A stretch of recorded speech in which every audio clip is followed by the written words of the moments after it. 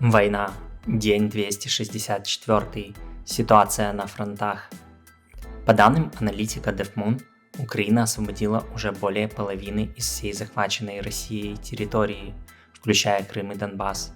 На сегодняшний день Россия все еще контролирует порядка 19,5% украинской территории. Альянс Свободы. Жозеп Боррель сообщил, что страны Европейского Союза собираются обучить порядка 50 тысяч украинских военных. Это очень важная помощь для Украины, так как украинские военные смогут пройти необходимую подготовку в безопасных условиях и на западном вооружении, на котором им предстоит воевать. Напомню, что первые 10 тысяч украинских военных уже прошли обучение в Британии, и сейчас проходят обучение вторые 10 тысяч военных. Помимо обучения, солдаты получают все необходимое обмундирование на фронт, и это далеко не ржавый автомат Калашников и железная каска, как в случае с российскими мобилизованными. Восток. В Черниговской, Сумской и Харьковской областях происходят приграничные обстрелы со стороны России, но без попыток наступать. В свою очередь известно о попаданиях по российским военным в Белгородской области. По направлению к Сватово идут бои. Россияне продолжают попытки наступать, дабы оттеснить украинские войска от трассы Р-66. В бой бросают большое количество мобилизованных. Продвинуться у них не выходит, но в то же время это не позволяет продвигаться украинским войскам.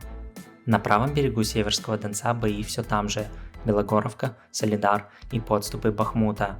О каких-либо значимых продвижений там неизвестно, но серьезные потери с обеих сторон. Многие это место уже называют Бахмутской мясорубкой, по аналогии с битвой за Верден в Первую мировую войну. В районе Донецка российские войска пытались прорвать украинские позиции в Красногоровке и Веселом, но обе атаки были отбиты.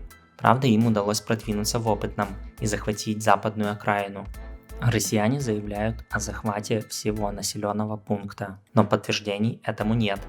Также бои продолжаются за Первомайское, Невельское и Марьинку.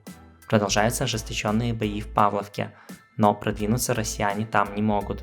Дальше обстрелы вдоль всей линии фронта, в том числе сел на правом берегу Днепра в Запорожской области, но продвижений не произошло.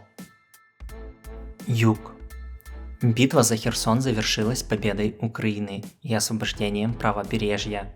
Российские войска избежали разгрома, отступив на левый берег, эвакуировав большую часть войск и техники. Ту технику, что не удалось эвакуировать, они подрывали, хотя все равно попадаются кадры с уцелевшими образцами. Но масштаб несопоставим с тем, что был в Харьковской области.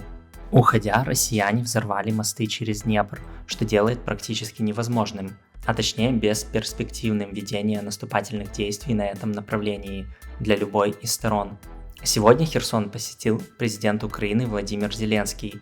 Жизнь в городе постепенно налаживается, хотя россияне и разграбили город, увезя оттуда технику в виде пожарных машин, скорой помощи и общественного транспорта, а также взорвали котельные и подстанции, оставив город без света и тепла. Сообщается о боях на Кінбурзькой косе, а также демонстрируется видео форсирования лимана украинскими войсками. Рассчитывать на какие-то значимые продвижения там, дальше вглубь левого берега не стоит, ввиду географии и отсутствия нормальной логистики. Скорее там произойдет некая установка флага силами специальных операций под зонтиком артиллерии с правого берега, а территория в дальнейшем будет оставаться по сути ничейной.